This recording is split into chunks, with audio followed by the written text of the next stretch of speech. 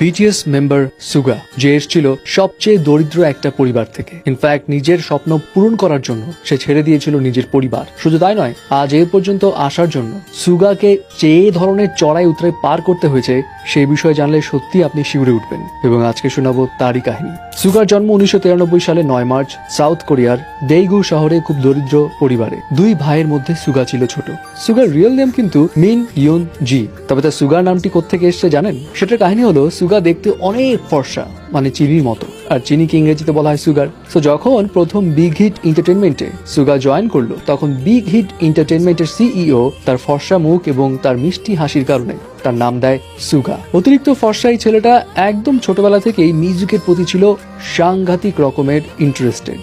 তার পাশাপাশি সেই স্টুডেন্টও বেশ ভালো ছিল, কিন্তু মিউজিকে তার যে ধরনের প্যাশন ছিল, সেই প্যাশনের কারণে তার পড়াশোনার প্রতি মনোযোগী সে খুব একটা হতে পারতো না। সুগা মাত্র 12 বছর বয়সেই র্যাপিং এর প্রতি অনেক ইন্টারেস্টেড হয়ে পড়ে এবং 13 বছর বয়সে ডিসিশন নেয় সে র্যাপারই হবে। এবং সেই ইচ্ছে থেকেই মাত্র 13 বছর বয়সেই সে গান লেখা শুরু করে, মিউজিক্যাল ইনস্ট্রুমেন্টের ডিজিটাল ইন্টারফেস সম্পর্কে জানতে শুরু করে। আর তার এরকম আজব কর্মকাণ্ড দেখে তার বাবা মা ভীষণ রেগে যেত।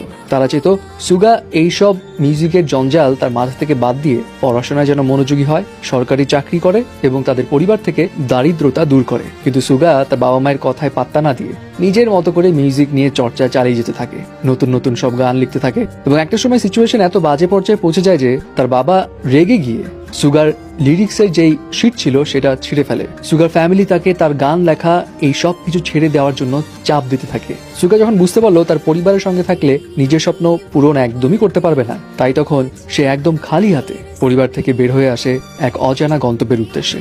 এবং বাস্তবতা যে কতটা কঠিন সে আস্তে আস্তে টের পাওয়া শুরু করে। এরপর মাত্র 17 বছর বয়সে সুগা একটা রেকর্ডিং স্টুডিওতে পার্ট টাইম জব নেয়। সেখানে সে গান লেখা থেকে শুরু করে গানের সুর তৈরি করা সবকিছু নিজে একা একাই করে। এমনকি নিজের গান মানুষের কাছে বিক্রি করতে থাকেন। বাট তার যেহেতু একদমই জনপ্রিয়তা ছিল না, তাই গুটি কয়েক মানুষ ছাড়া কেউ তার গান কিনতে চাইতো না।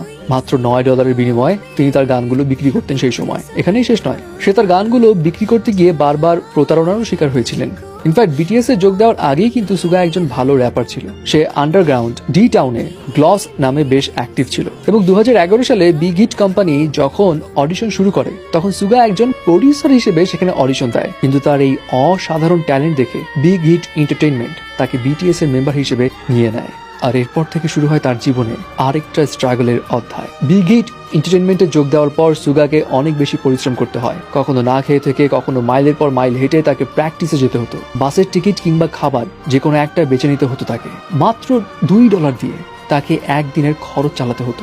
আপনি জানলে অবাক হবেন, এজেন্সির সমস্ত খরচ সুগা নিজে দিত, কারণ তার বাবার পক্ষে কখনোই সম্ভব ছিল না এই টাকা বেয়ার করা। এজেন্সির টাকা জোগাড় করা, আবার নিজের খরচ চালানো, সবকিছুই ছিল তার জন্য কষ্টসাধ্য ব্যাপার। আর একটা পর্যায়ে তার এই লড়াইটা শুধু স্বপ্নপূরণের লড়াই ছিল না, এটা হয়ে গেছিল বেঁচে থাকারও লড়াই। আর রেকর্ডিং স্টুডিওর পার্ট টাইম সেই কাজে সেরকম ইনকাম হতো না বলে সে খাবারের হোম ডেলিভারির কাজও শুরু করে। আর একবার হোম ডেলিভারি দেওয়ার সময় সড়ক দুর্ঘটনায় খুব বাজেভাবে কাঁধে ব্যথা পায়, কিন্তু টাকার অভাবে ঠিকমতো চিকিৎসা করাতে পারেনি সে। এবং এই কাঁধের আঘাত লুকিয়ে সে বিগ হিট এন্টারটেইনমেন্টে সব রকম প্র্যাকটিস করত, কারণ তার ভয় ছিল যদি তার ইনজুরির কথা বিগ হিট এন্টারটেইনমেন্ট জানতে পারে তাহলে তাকে তো বের করে দিবে, আর তার মিউজিক ক্যারিয়ারের স্বপ্ন এখানেই শেষ।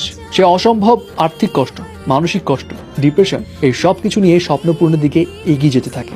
এবং 3 বছর কঠোর পরিশ্রমের পর 2013 সালে বিটিএস এর অন্যান্য মেম্বারদের সাথে নো মোর ড্রিম গানের মাধ্যমে ফাইনালি ডেবু করে।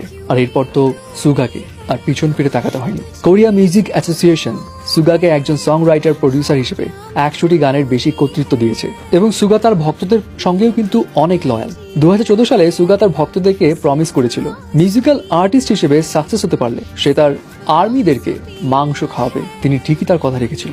4 বছর পর তার 25তম জন্মদিনে 39টি এতিমখানায় গরুর মাংস দান করেছিল। এছাড়া কোরিয়া পিডিয়াট্রিক ক্যান্সার ফাউন্ডেশনের জন্য সে 100 মিলিয়ন কোরিয়ান ওন ডোনেট করেছিল, যেখানে শিশু ক্যান্সার রোগীরা সহায়তা পেতে পারে। এছাড়া আর্থিক সমস্যার কারণে যারা চিকিৎসা করাতে পারছে না তাদেরকেও সে 100 মিলিয়ন ওন দান করেছিল। কোরিয়ান সেভ দ্য চিলড্রেনে সে সাউথ কোরিয়া, টার্কি এবং নর্দার্ন সিরিয়া শিশুদের জন্য প্রয়োজনীয় কম্বল, ম্যাট্রেস এবং স্কুলে যা যা দরকার তা কেনার জন্য প্রায় 100 মিলিয়ন ওয়ান ডোনেটও করেছিল। সুগা নিজের জন্য বাড়ি করেছে, ফ্যামিলিকে একটা উন্নত লাইফ দিয়েছে এবং সবকিছু সে করেছে নিজের চেষ্টায়। আর রাইট নাও সুগার প্রায় $10 মিলিয়ন বেশি মালিক এবং তার প্রতি এখন ক্রেজিনেস এমন এক জায়গায় পৌঁছেছে যে এই তো এপ্রিলে তার একক অ্যালবাম যখন মুক্তি পায় ডি-ডে শিরোনামে 10,70,000-এরও বেশি কপি মাত্র 24 ঘন্টার ব্যবধানেই বিক্রি হয়ে যায়। সো ভিউয়ার্স, বিটিএস এর সুগার এই লাইফ স্টোরি জেনে আপনার কাছে কেমন লাগলো সেটা তো জানাবেনই। আর বিটিএস মেম্বারদের আরো এমন গল্প জানতে স্টার গল্পের সঙ্গেই থাকতে হবে।